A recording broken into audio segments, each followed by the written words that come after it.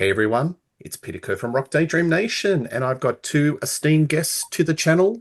Michael Ladano from Grab a Stack of Rock. Hello, mate. Hello, Peter. And the wonderful Tim Durling back to the channel from Tim's Vinyl Confessions. How are you, Tim? I'm doing really good. This is glad to be back, Peter, and glad to be on with you and Mike. Fantastic. Now, this is going to be a tough episode. I have assigned these gentlemen to do a show with me to pick the best song, worst song on every single Van Halen album with David Lee Roth. So, to some, these albums are like the Holy Sea Scrolls. So, the differences between best and worst is going to be decimal point. So, I'm really looking forward to getting our teeth stuck into this show. Um, Without further ado, I'll go to you, Mr. Michael Ladano, and we will start off with Van Halen, the auspicious debut from 1978. What is your favorite song, best song, or least favorite song?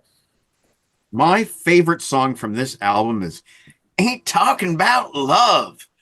And ironically, the first time I ever heard that song, it was with Sammy Hagar singing. It was the Live Without a Net concert that was broadcast on Much Music in Canada. But what I like about it is it has a riff that may be just a hint more heavy metal than some of the other Van Halen riffs. There's something about it that's just very, to me, very metal, very dramatic.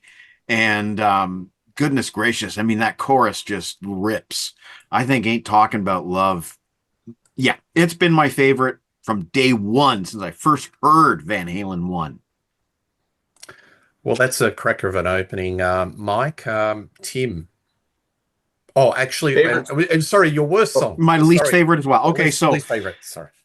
you said earlier, these are it's so hard to pick a least favorite. We listened to a lot of Van Halen in the last 2 weeks, and I ultimately came up with Atomic Punk. You have to pick one. You have to pick one, right? I guess of all the songs, Atomic Punk might be the most ragged, the most the most aggressive. Um, Again, you have to pick one, and I love Atomic Punk. So, take that with Yeah, a grain it's of salt. I tough. love Atomic Punk. I love the riff. I love the chorus. I love the lyrics, but you have to pick one. So I went with the one that's sort of the least melodic, the least sort of what Van Halen became later on, Atomic Punk. Do you think your choices are pretty rusted on, or do you think if we had this show in a week's time, they could change, or you're fairly solid? Not necessarily, Peter, because I've lived with this album now 35 years of my life, and I've always felt that way about Ain't Talking About Love. I've always thought there Mm, was something about that song that just clicked with my brain. And I guess Atomic Punk has always been the one that sort of it's just thought I've always felt it is kind of their punk rock song in a lot of ways. It's just mm. it's ragged, it's out there, it's aggressive, and I guess when it comes to Van Halen, I like it just a little bit more. As we'll see as we get through these albums, I tend to like the melodic Van Halens. Yep. Okay. Wonderful. All right, Tim. Favorite and least favorite. So this is so tough, like Mike said. You know, it almost seems like you're cheating to pick such a popular song and an opening song, but I don't think it gets much better than Run with the Devil. I mean, it's heavy, but it is melodic. It's got those fantastic background vocals. It's you know, it's amazing. It's amazing introduction. I can't imagine hearing this album for the first time in 1978 because it didn't sound like anything. Didn't sound like Aerosmith. Didn't sound like Kiss. Um, yeah, I mean it might be a cliche, but that is my favorite. As for least favorite, man, this was tough because, like Mike said, these are all like solid. They're all multi-million selling albums. But I went with Jamie's Crying. I mean, I like it. I like it a lot. Like Mike said, something had to fall to the bottom, and it's funny because you're trying to come up with reasons for your favorite, or your least favorite, and you're just picking adjectives because you don't know what to say. Because look, I had to pick something. There is, Jamie's Crying. It's melodic, but it's not as good as, I mean, even with Dave, it's not as good as they would get at writing those type of melodic choruses. It's still really good though. But that's my pick. Running with the Devil for my favorite, and Jamie's Crying for my least favorite. Right. Well, nice picks, Tim. And I think Tone Loc sampled, didn't he? Jamie's Crying for he fun. did the Yes. the opening drum lick. Yeah, and that was like a kind of a hook of that song. And that was the Wild West days of paid for samples. So Absolutely. All right. I think this is almost a flawless album. I think this is 10 out of 10, 5 gold stars, whatever. It's a game changer. And for me, when I listen to this album, it's Eruption that I always seem to get consistent joy. I never get sick of it. With guitar solo tracks, sometimes I get tired of it and I know where it's going, but there's just this is like fireworks. It's like watching a fireworks display in your ears. It never ceases to amaze me. Can you imagine folk that put this slab of vinyl on their turntable and heard track 2? That would have blown their minds because that single-handedly reinvented the electric guitar, how a lead to be played. Yeah. I mean, he wasn't the only guy that was finger tapping. There were other guys around in that scene, like Steve Lynch from Autograph, but he was the one who committed it to record. And they were the first band that, signed to a major that did this sort of music. The finger tapping, the pyrotechnics, it was just so influential. So I'm not saying it because I'm trying to be trendy and saying Eruption. I'm just saying that it's the one that brings a smile to my face, and I never cease to not get enjoyment out of listening to 1 minute or 42 seconds of Eddie Van Halen showing this is what I can do on a fretboard. Yeah. And it's not just tapping. Like the tapping comes later. The whole song, it's a piece of classical music as far as I'm concerned. It's a whole movement. Absolutely. And the guy couldn't read music. He couldn't write music. He couldn't read. It's all in here, creating and coming out in his hands. Fantastic. I only saw Van Halen once. I saw them on a different kind of Truth tour, one show in Sydney, but I was able to see him one time and he played it, and just a shiver up my spine. It was just so joyous, but I just never cease to get joy out of listening to that. And the segue into You Really Got Me is perfect. Yeah. Perfect cover song, perfect segue. My least favorite, as I said, this is almost a flawless album, is probably Ice Cream Man. I put it in the category of the Shooby Dooby David Lee Roth songs. There might be a little bit of a theme through this show, but he does his Vegas, he does his Shazbar, swing the hips. It's probably the song that I gravitate the least to, but that doesn't mean I don't enjoy it. Again, that's another song that brings a smile to my face because Van Halen is all about joy. It's joyous, brings a smile to your face. The lyrics are tongue in cheek. It's full of cheeky innuendos, but, I like it. It's a great song. But out of all the diamond caliber songs on this album, this is the one I gravitate to the least. And there's got to be one that I've got to select for the show, and that's it. All right. So we go to Van Halen 2. Mr. Ladano, what is your favorite track and least favorite track?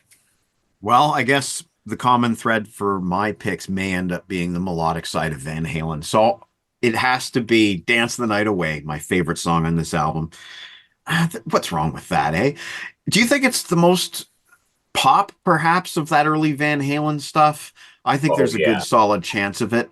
I also remember hearing it in one of those Mars movies that came out in the late 90s when all those Brian Mars De Palma, movies. Mission to Mars. That was it. Yeah. And it worked. Perfect. And it was cool to hear, Van Halen in space. My least favorite, and again, how do you pick least favorite? I ended up going with Women in Love. because it's a little lackadaisical, it's a little laid back, and maybe it just doesn't have the kind of kick that I was looking for in a Van Halen song. I don't know. Who knows? I mean, come on, it's Van Halen too. You can't see too much bad about any of these songs. But I'm going to go with Women in Love, as they used to say on that game show. Final answer, Regis. Wonderful. Tim.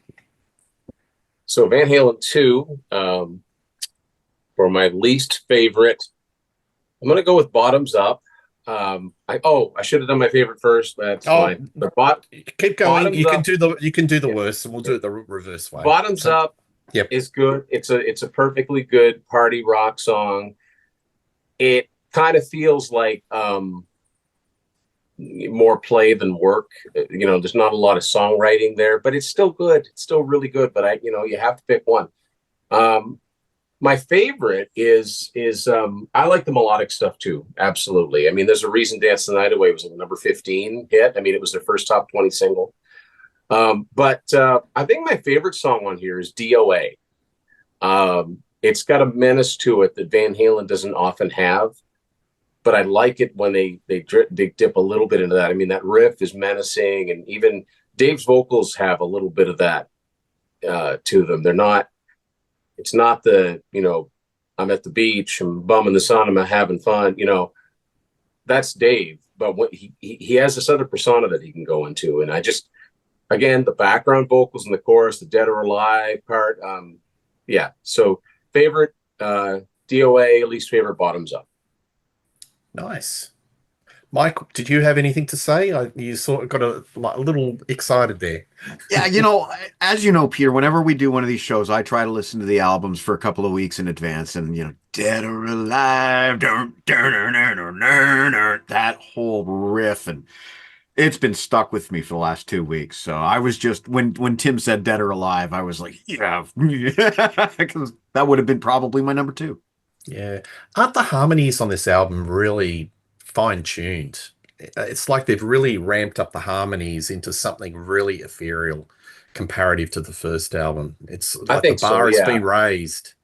Yeah. So Michael Anthony was such a secret weapon. Well, he is. And that was the missing bit for me when I saw a different kind of truth to her, because that was missing. But anyway, you get what you get. Somebody get me a doctor. I love that crunchy riff. I love David's vocals. He's very playful. He's doing the yelps. He's going high. He's doing low.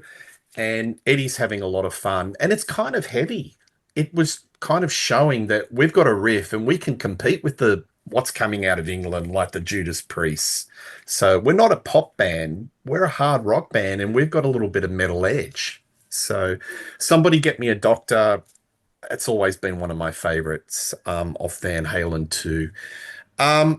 Least favorite, Spanish Fly, just simply for the case of it's just a track that I just don't gravitate to. But as I said, this is another top shelf album where the differences between the most favorite and the least favorite is like that. It's high quality. Okay, so we get to the third album, Women and Children First. Mike. I've always been fascinated by David Lee Roth's use of punctuation. So we have one song with the 2 exclamation points, one song with 1 exclamation point, one song with a question mark, and one song with a ... And I got to go with the 2 exclamation points of Everybody Wants Some. I remember the first time I heard it, and one of the kids at school described it to me as it sounds like David Lee Roth is in the jungle. And you know what? Maybe it's still the kid in me, but I get a kick out of the jungle drums that Alex Van Halen does, the hoots and hollers that David Lee Roth does. I love the lyrics. The whole bedroom scene with him and the girl and the stockings. And I also love the way that David Lee Roth described the lead vocals in his book, Crazy from the Heat. There's a line there, seen a lot of people that are looking for a moonbeam, but David Lee Roth more slurs the words to the point where he describes it as Shiba Laba Peepa Dabba Look at Bora, And I love the way that he put so much forethought into that kind of delivery. Everything is planned. Tim mentioned earlier that one of the songs sounded a little bit less like work and more like play. And yes, there's that aspect to it as well. They're certainly having a good time when they're recording songs like Everybody Wants Some. But there is work, there is thought being put in there. And, that's the cerebral part of David Lee Roth. I've said enough about my favorite song.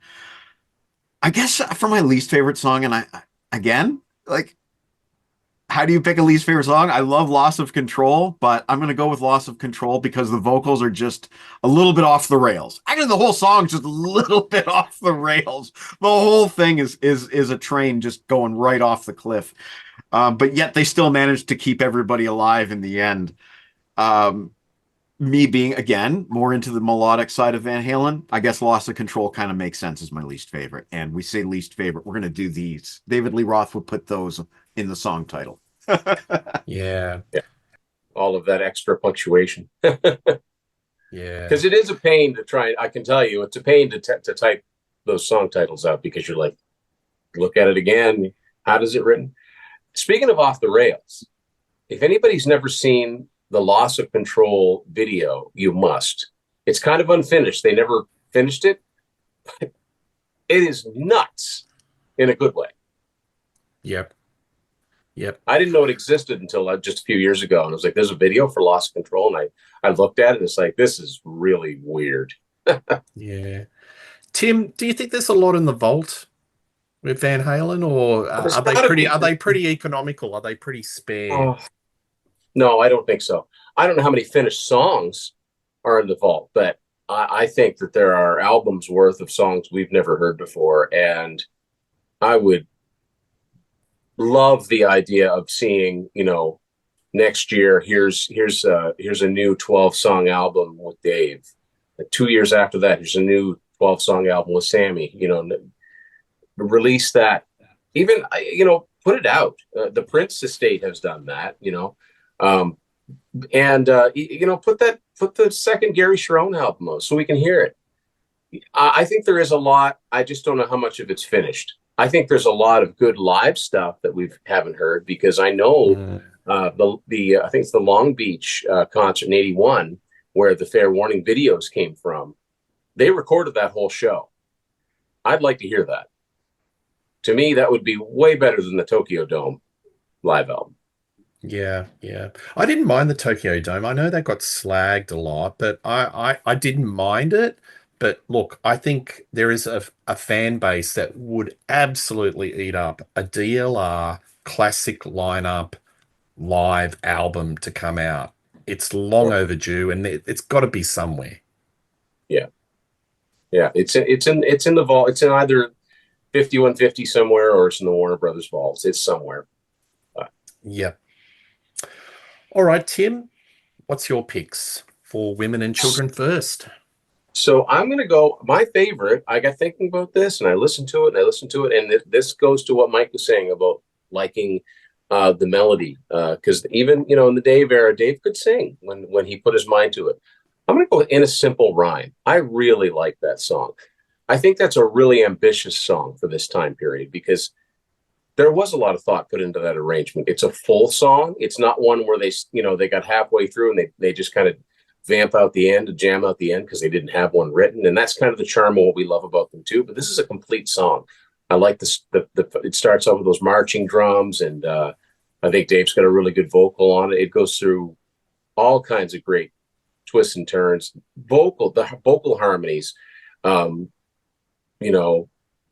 not going to try and do it, but yeah, when it kind of goes into halftime, it's a really, really cool song. As far as least favorite, I'm going to go with Fools. I like it, but it's just it's a fun jam. It really is. And I do like it. And this is not a case of where, like you said, Peter, favorites are here, least favorites are here. It's there's not a lot of peaks and valleys. It's very consistent. So yeah, favorite In a Simple Rhyme, least favorite Fools. Yeah, look, their catalog is so consistent and right up there, high quality. Everybody Wants Some. I agree, Mike. I love that song. And spot trivia. What John Cusack movie had that song in it? Here's a quiz, a little bit of trivia. Mike, Better you off know it? dead. Better off Yeah, dead. Didn't yeah. see that? All right. Okay. I've never seen it, but I did know that. I did know it made an appearance. Yeah. Some sort of animated sequence in when they play Yeah. that, or I love David's vocals in this song. I think he has a lot of bravado. He's just having fun. And to me, they just sound like they're having a ball in the studio. You've got Eddie Van Halen, he's doing the pyrotechnics, and the band's just firing. So I think that's another great track. So to me, that's the standout. The track that I like the least is probably Could This Be Magic? So to me, it's a little bit sea shanty, a little bit sort of, we're at the pub having a few beers. I'm not I don't think it's the strongest track on the album. To me, it's the difference between that and the best is starting to widen a little bit comparative to the other albums, but that's my pick. So everybody wants some, and Could This Be Magic? quick All right. quick trivia. Quick trivia. Who's singing the background vocals on Could This Be Magic? Why is the name Lauren Nairo coming to mind? I don't Right? know, because that's No. not right. Okay, then I don't know. She was also signed to Warner Brothers. She had a really big hit in 1979 with what I can only describe as a disco cover of a Neil Young song. Yeah, no, I don't know. I can't remember. Oh, the answer is Nicolette Larson, That was it. Right. and she had "A Lot of Love," which is a Neil Young song. And I believe she Interesting. also sang at Ed and Valerie's wedding in '81. Nice. Well, there you go. I'm learning a few things here. Fair warning. This album is a definite dead set Van Halen Dark Horse album, and a lot of folk picked this as their favorite. Didn't do as well commercially. It's a lot darker, it's less commercial. Mr. Ladano, what's your favorite song off this album? This And is an least favorite? album. This is an album that I spent a lot of time with as a kid and absorbing and loving the darkness of it. Somebody once described it as pugnacious. Um, I think you can hear the tension that was starting to crop up in the band. Edward described this as the album where they started butting heads. My favorite song has been and always shall be Hear About It Later. Again, here I am going for the melodic. I love that nice, beautiful, warm Eddie Van Halen guitar tone that opens. Then it turns into a cool riff. Then we've got some great verses and an awesome chorus. And we're talking about an album that has Unchained on it. We're talking about an album that has Mean Street on it, and I had to go with Hear About It Later. I just feel that Hear About It Later is a special song. I think there's just something about it that is levels above other songs of a similar nature and just a little bit more accessible than the other songs on this album. That if you were going to say, hey, listen to Fair Warning, that would be the song to maybe start them with. As for my least favorite, I guess it's always been One Foot Out the Door. And here's the common theme again. Mike's going for the kind of fast, chaotic tune at the end that generally has always been my least favorite. But I mean, I love One Foot Out the Door. So it's like, what is the difference between my favorite and least favorite? As Tim said earlier, we're talking these kind of degrees here. Very, very small degrees. Almost immeasurable. But those are my two songs. Nice. Well done. Tim. So this is my favorite album with Dave. Absolutely. This is my favorite. And I have the fondest of memories of buying this. I ended up getting all the Van Halen albums almost in reverse order in 1988. So by the end of the year, I had all 8 that were out at the time. But Fair Warning was special because Mike will remember on our video channel, Much Music, the Pepsi Power Hour was our Headbangers Ball. And they played mostly the video for Unchained, which is live, that Long Beach concert I was talking about. I've got to go with that as my favorite. I know it's the best known song in the album. It's the one that makes the compilations. It's the one that gets the radio play. That riff, like it's amazing. But there's an amazing song there too. And I have the fondest memories of getting this album and taking it home. And I played a lot of video games listening to this album. And because it's such a short album, I listened to it over and over and over and over again. And of course, hearing that live version, there's a big difference because the live version doesn't have the Ted Templeman, come on, Dave, give me a break. It doesn't have that part. And so hearing that was a nice treat too. And hearing a clear version of it. The live video was cool, but it's like, I want to hear what this actually sounded like on the studio album. I just think that album goes from strength to strength. And my least favorite is One Foot Out the Door, but it's not because I don't love the song. I wish they'd have finished it. It's unfinished. I love that it's actually a menacing keyboard melody. It's like, what is happening? It's frantic. It's fast. Dave's just singing like he means it, and his weekend got ruined because her husband's coming home, and he's angry. I want to hear more of that story. I want to hear another verse and I want to hear another chorus. But that's the only reason that's my least favorite is because it's unfinished, and I wish they'd have actually finished that song because I think there was a really cool complete song in there somewhere. So yeah, Unchained, One Foot Out the Door. Good stuff.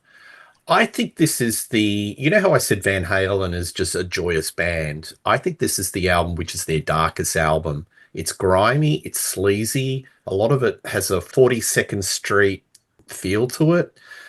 There is a bit of joy, exuberance, but to me, it's like a Pulp Fiction novel done through the prism of Van Halen. It's very dark. I know they did it kind of maybe as a response to the new wave of British heavy metal. That's a whole different show, but it's always been probably my second favorite Van Halen album out of the whole catalog. Van Halen 1 is my favorite, but this has always been my number 2. It's not an immediate easy listen, but boy, the rewards are great. Once you continue just to listen. Oh, wow. There's so many layers to this album. I've got to go with Unchained, like my colleague here, Tim. It's the staple. When I saw Van Halen, that was the first song that they played. It's rusted on in their greatest hits. It's got a riff-tastic riff. It's Van Halen to me. If I had to sum up a Van Halen song with one song and I was pushed, to me, Unchained is Van Halen. It summarizes them. So that's my number 1. I'll pick Dirty Movies simply because I don't know. I just don't gravitate to that as much as the other tracks on the album. That's a very dirty, sleazy type of song. Seemed to be very topical because I think Ozzy did a similar sort of song. What was it? No Bone Movies? No Bone Movies. Yeah, that was in the 1981. Yeah, very similar. And it's not just dirty movies, it's dirty movies, right? It's got the quotations on it. I think we just got the YouTube clip there. Dirty Movies. Yeah. Anyway, so yeah. This is a cracker of an album. This one, Mike and Tim, is another almost flawless album. 5 out of 5, 10 out of 10. So easy. But it didn't sell. So that's why it was necessary for them in their world and Warner Brothers' world that Diver Down had to exist because they had to reclaim the chart position and start turning over those units. So that segues into Diver Down. Right. So this Did was I tough. detect a sigh there? A little sigh? Yeah, I mean, this is tough because there's a lot of stuff on here that I do like, and there's one that I don't. But anyway, I'm going to end up going with Oh Pretty Woman, but I'm going to do it for personal reasons. It was really tight between that and Little Guitars, but I ended up choosing Oh Pretty Woman for 2 reasons. One of which is I I played it at my wedding for the mother-son dance when I was dancing with my mother, Oh Pretty Woman. And the reason I chose it for that is because when I was young, watching Much Music in the Basement, and they played that music video for Pretty Woman a lot, and it was a great video. It was very comedic. My mom walks in the room and she's like, "Who's this singing Oh Pretty Woman?" And I'm like, "How does my mom know this song?" And I said, "It's Van Halen." And she's like, "Well, this is Roy Orbison." And, and she would tell me about seeing Roy Orbison live as a kid and all this other stuff. And I started to learn about her kind of music. And so it was a bridge. Oh Pretty Woman was a bridge between me and my mom and my uncle and that whole generation. So, and there's a number of Van Halen songs that had that ability too. Big Bad Bill is another one. My mom and my uncle both love that song. But I think Oh Pretty Woman is the one that I have the strongest bond with. Now, as for my least favorite, there's one song on here that I can't even listen to anymore, and that's Dancing in the Streets. And it's just, I guess I enjoyed it when I was younger, when it was a novelty, but now it's just, I've heard it enough. I've heard it enough. No more dancing in the streets. The dancing is over, folks. No more dancing in the streets. Well, I'll tell you what, it's better than that Mick Jagger, David Bowie version, and that's not saying much. Tim, what are your thoughts on this album? Just real quick, when you mentioned it, fair warning, I was curious. It's still checked RIAA in the US. It's still at 2 million. I mean, it's 2 million copies sold. But when you've got two Diamond albums, that just shows you the drop off, right? Diver Down, yeah. Diver Down's interesting because, again, I have fond memories of getting this. I got this album on the last day of school, like grade 8 was ending. So the last day of school before summer vacation. And this was the album I bought. So to me, this is like the ultimate summer album. And a few years later, like everybody started bad-mouthing this album, including Eddie. And so I kind of bought into that a little bit. And then a few years later, I came out of it and said, what am I talking about? I like this album. I've always liked this album. It's fun. So anyway, my favorite song on here is never a song I would have picked as my favorite back when I first heard it. But when I listen to it now, I think it's such a cool song. I don't know if I'd want to listen to an album of Van Halen doing this kind of thing, but it's Secrets. I think it's really laid back. I think it's complex, yet it's melodic. I think I like it when Dave would actually sing. And this is a song where he actually sings. Great harmonies again. I think Eddie still manages to put in a great solo. I love the laid back feel to it. I've called this Van Halen's yacht rock song. Not really, but it's like the closest thing. But I just really think it's a cool song. I think it's fantastic. I'm surprised it wasn't a single. On the other hand, I agree with Mike, Dancing in the Street. I think that, it doesn't help that I know that Eddie had come up with that keyboard intro at the beginning of it, and he had a whole other song in mind. And basically Templeman said, "Oh, you could do Dancing in the Streets over that." And he's like, why would I want to do that? And I've always thought it was kind of a throwaway for them, because I think that I would have liked to have known what original song he would have used that music for instead of. And that's exactly what it sounds like to me, because it doesn't sound like neither, the Martha and Vandellas original, nor does it sound like the Jagger Bowie version. It sounds like they cut and pasted, and it's kind of awkward sounding, because it's like they had to elongate certain parts and add parts that weren't there. I'm really surprised it was a top 40 single. I mean, it wasn't a big hit, 38, but I'm really surprised, because it's not a faithful rendition, nor are they adding anything innovative to it. People that know the early Van Halen demos, and an album we're going to get to is full of these. There are all kinds of songs that people know the music to, but they're different lyrics. Like, for example, the song Hang 'Em High on here, that was originally called Last Night. Totally different set of lyrics. I'd love to hear what would have been with Dancing in the Street. As it stands, my favorite on Diver Down, Secrets, least favorite Dancing in the Street. Yeah, thanks, Tim. Too many covers on this album. I think this is my least favorite of the David Lee Roth era. It's a bit light comparative to the previous albums. I'm going to choose Hang 'em High because I think this is the song where Eddie really shows his dexterity on the fretboard. He really puts out all the tricks, notes that are dive bombing from the sky, gets out the whammy bar, he's got the finger tapping, everything's but the kitchen sink is on this particular song, and it's just a joy to listen to. Dancing in the Street for me is the worst song. And they really do tasty cover songs, but this one is misguided in every shape or form. It just doesn't sound right. And yeah, I'm surprised that it got to number 30. Hey, but it is what it is. All right, we'll dive it down. Then we go to 1984, in 1984, which was the commercial juggernaut. This has gone diamond certification, huge hit. Michael, what is your favorite and least favorite song on 1984? Well, first of all, I want to preface this by saying that this is my favorite Van Halen album, just a hair above Fair Warning. So, picking favorites and least favorites is extremely difficult, but I'm going to go with I'll Wait as my favorite. Funny thing is, I don't remember being impressed at all. I don't remember any impressions at all of that song the first few times I heard this album. And then I started to click with it. Something about that. There's like a synth bass line or something going on in there. It's very different for Van Halen, but I got the 7-inch single for Jump. And Tim and I have talked about this before, and it was a reissue that had I'll Wait on the B side. And when I got that 7-inch single, I kind of really had the chance to listen to the song with more intent.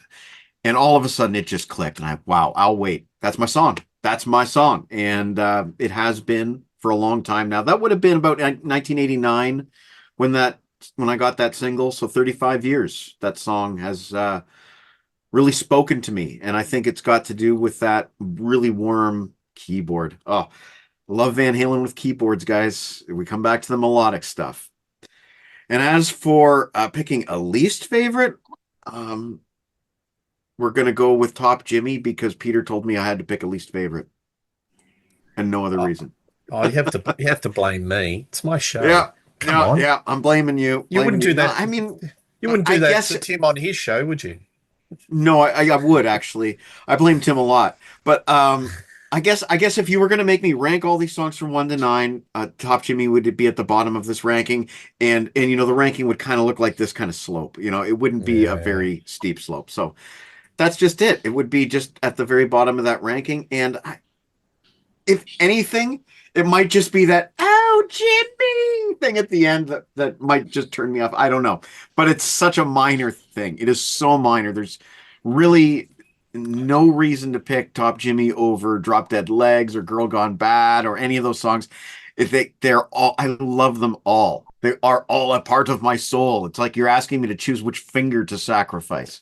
No, can't do it. But we'll put Top Jimmy at the bottom of the pile.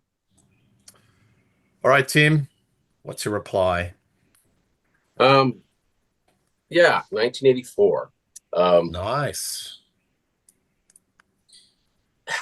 This was my first Van Halen album. I didn't get it until 1988, but I bought a used cassette, and that was the first Van Halen album in my collection. So that means it was the first time I heard any of their album tracks, not just the singles and videos. I almost went with I'll Wait because I think it's an amazing song. I really do.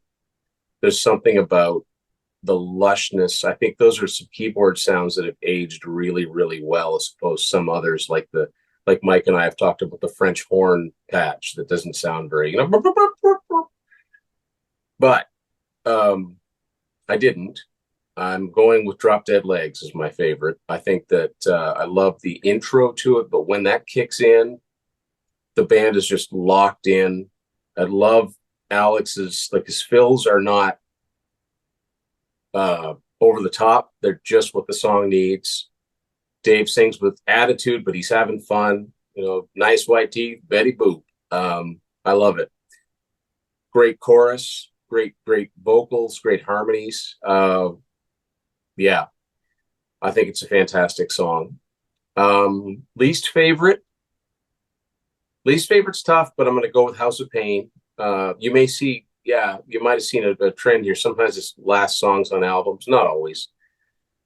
House of Pain is a great song. It's got a great riff, not really much of a chorus, and it's one of those unfinished songs. They just kind of go into that faster part in the middle, like they didn't finish the song. I would have liked to have heard a finished version of it. So, but we're splitting hairs. So my favorite, Drop Dead Legs, least favorite, House of Pain.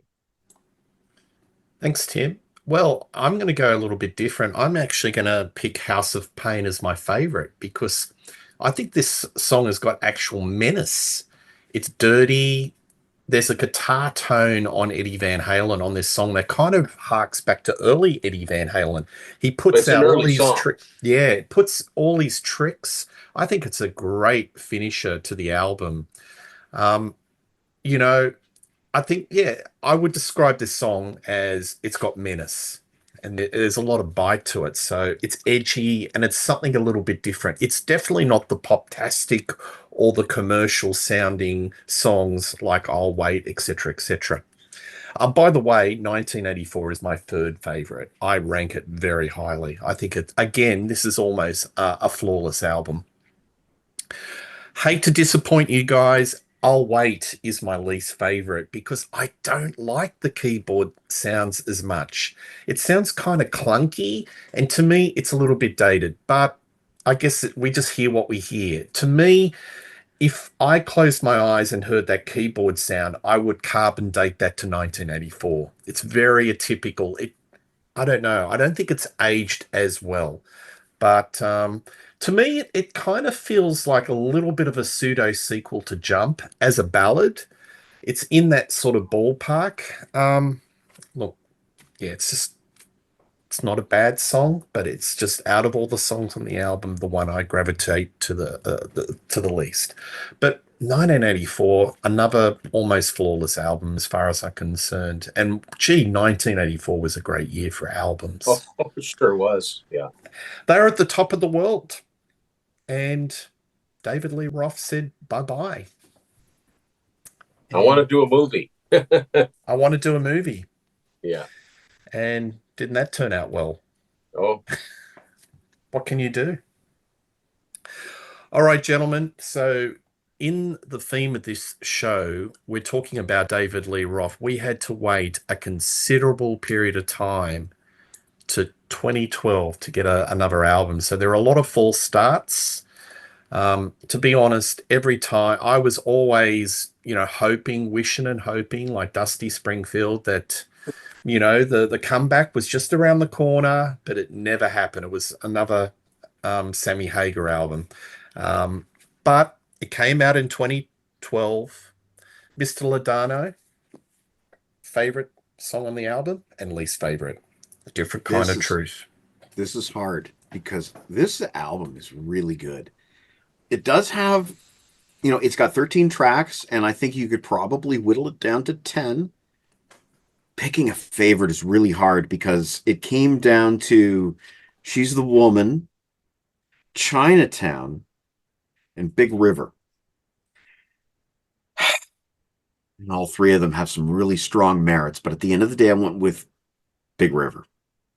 And I'll tell you why. It has this really massive outro where they kind of change to a different riff, and Wolfgang is playing in unison with his dad, and Eddie just kind of plays these really awesome, just really appropriate licks with this riff. And it feels huge. It feels massive. It feels like something that could have come at the end of 1984 for that matter. So I think what I'm trying to say is I'm picking Big River because to me it sounds the most like the Van Halen that I love. And there's a lot of different Van Halens on here, but I think that's the one that sounds the most like the Van Halen I love. The one that sounds the least like the Van Halen I love. You know what? I thought about it and I thought about it, and I'm gonna go with Tattoo. It's the chorus, my friends. It's the chorus. I don't like it. I don't like the way Roth's voice is layered. Roth himself cited Rihanna as an influence on the way that chorus is arranged.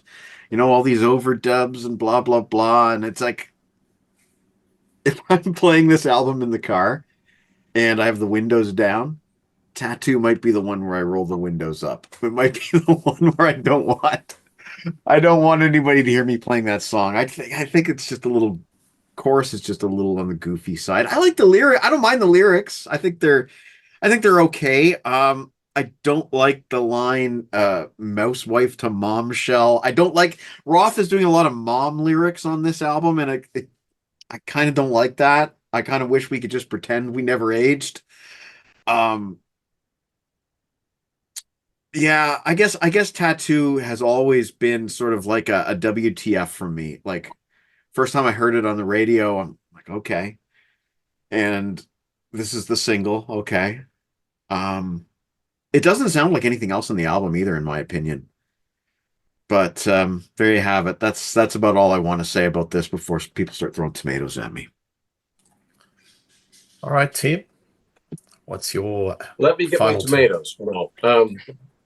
No, you know what? I will agree with Mike to a point when this first came out. I really really like this album, and knowing how fragile the politics were in that band, I just thought, hey, we got an album. Who knows how close it came from not happening? Because there were so many. I mean, the 1996 was totally botched. Apparently, they came very, very close in 2000 to reuniting. That didn't happen. They couldn't get it together for the Hall of Fame. That was a debacle. Finally, in 2012, 14 years after the last new Van Halen studio album, whatever anybody thought of that. I mean, the wasted time is just sad. But we got a new Van Halen album. And Tattoo was the first single, and I was completely unimpressed when I first heard it. I thought, we waited all this time, and this is what we get. But I got to tell you, it grew on me, and then the whole album grew on me. And, of course, everybody does this. Eddie died. I listen to this album all the time. Just like when Neil Peart died, I listen to Clockwork Angels all the time. But I really do think it's a really strong album. I think that they managed, for the most part, to capture pretty good vocal out of Dave in studio. I think his lyrics, sometimes I think he's on point. Other times I think he's just trying to give us punchlines too often instead of saving them. My favorite song on here, though, is probably Chinatown. I really like the tapping, the unison tapping with guitar and bass at the beginning of this. It's a fast, heavy one. Yeah, I think that the lyric in the song that I think is funny is and really clever is "Headless Body in a Topless Bar." I always thought that was kind of funny, and I love Dave's vocal at the end of that song where he's like, "My town, my town," but he sounds like he's glad to be back. I don't know how glad he was. I don't think he's a very happy person, but anyway, Chinatown's my favorite. My least favorite on this album is probably Beats Workin'. But it's not that that's a bad song. That's another song. There's about half of this song that I heard other versions of with different lyrics, and I can't think of what Beats Workin' was originally called. But it's weird because there's I really like Stay Frosty, which obviously puts people in mind of Ice Cream Man because it's an acoustic, starts out acoustically, it's a shuffle. And I like Big River, which was originally called Big Trouble. But after that song ends, after Stay Frosty and Big River end, I feel like that's the end of the album. I really do. I feel like the album could have ended at that point. And then Beats Workin' comes on. I'm like, oh yeah, there's another song on here. Not that it's a bad song, and maybe anything that was at the end of the album I would have felt that way about. I don't know. But my favorite, Chinatown, least favorite, Beats Workin'. Oh, good stuff. I love this album. And the thing that hit me was how heavy it was. It was like everyone seems to be really engaged, and Eddie is playing hard rock guitar again. He's really digging in. And I got the feel that David Lee Roth was really engaged with this project. And I think his lyrics are mighty fine. When he's switched on, he's a really witty lyricist. And to me, there's a lot of emotion in some of these lyrics where he's actually being introspective, and he's not an introspective guy. You don't, there's all this show. It's all, a veneer. Who is the real David Lee Roth? I don't think nobody knows, but you get some glimpses into his emotions. And one of the things is tattoo. Tattoo actually refers to his uncle. It's a little introspective. Um, it's a little nostalgic. And this is a different type of David Lee Roth, a more mature David Lee Roth, less, talking 1,000 words per minute and, doing witty one-liners. And that's what I liked about Tattoo. I really, really liked that song. It was getting dissed on Blabbermouth. It was getting dissed on social media, left, right, and center. But to me, it's a grower song. I'm not choosing that song, but I'm just doing a little bit of a retort because I think Tattoo is a really fine song. And to me, because lyrically, Dave is revealing some of himself on the final Van Halen album, and that is a huge tick. You're starting to get some sort of nostalgia, maybe some regret that you don't get on a lot of David Lee Roth in Van Halen. But my favorite song on this album, because it shows a bit more emotion, is You and Your Blues. David's going for a higher register. There's a bit of emotion. There's a bit of a swell on this song, and I think it's one of the high points at track 3. Really, really like this. My least favorite is probably Stay Frosty because it's inevitable. When I heard this song, I just thought, oh, Ice Cream Man Part 2. So it's kind of retreading. Maybe they're doing a little bit of synergy, going back to where it all began. But to me, it's familiar territory, and it's not a super essential song. So this album, to me, I get the feel that Eddie probably knew that he was on limited time. And I've had a couple of discussions on some other shows on this channel with Martin Popoff.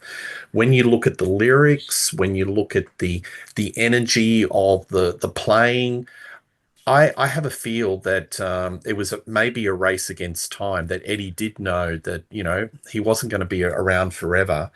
And, he was super energized, at least in the studio for this particular project, that let's put on a show and let's end it with a bang, because it is a mighty fine final album. They didn't end this catalog with a whimper. They ended it with a bang. So it's a really, really strong album, a different kind of truth. Any other final words on this album? I'm glad you mentioned You and Your Blues because I really like that one too. And maybe this is a segue, I don't know. But the reason I really like You and Your Blues is because it's the one song in this album that sounds like something they would have done with Hagar. It's a little more melodic. It kind of reminds me, the riff kind of reminds me of Best of Both Worlds. But I really like it. I like Dave using all the old blues songs as the lyrics, but it still makes sense. It's a breakup song in Dave fashion. I'm done with coexisting. This is heavy lifting. And I'll tell you what's going next. You and Your Blues. And I saw an interview where he described it as watching someone have a nervous breakdown in slow motion.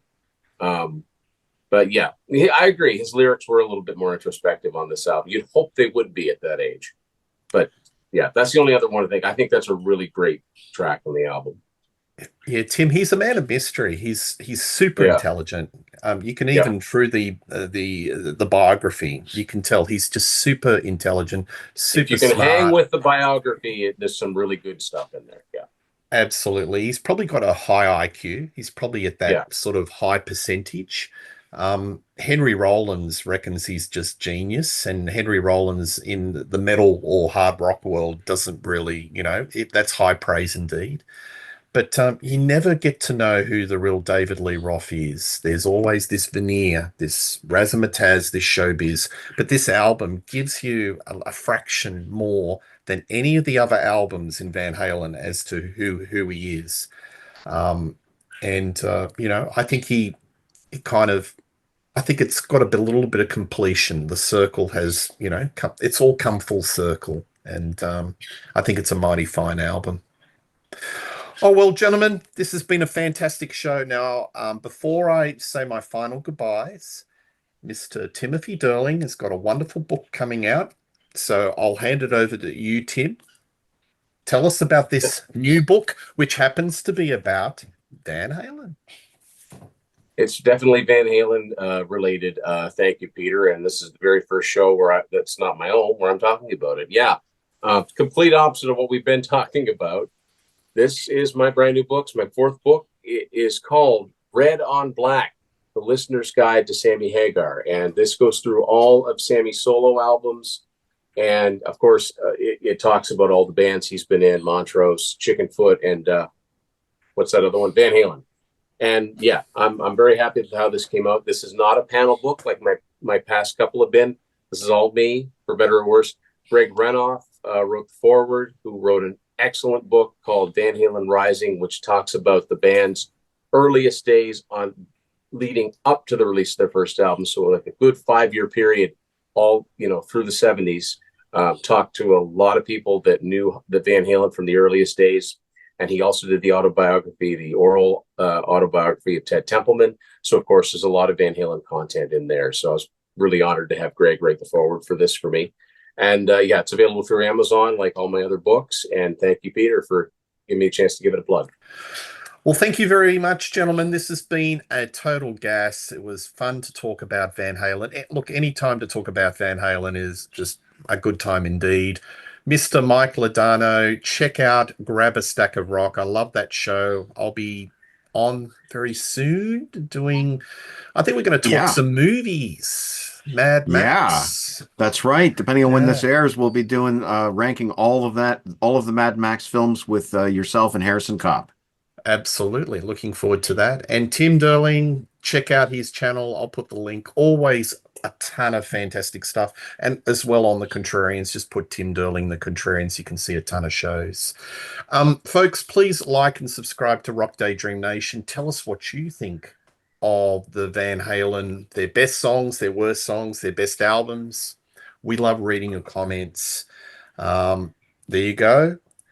But one thing's for sure, you will see these fine gentlemen on Rock Daydream Nation in 2024 and beyond. Have a good night and cheers to this evening. Cheers.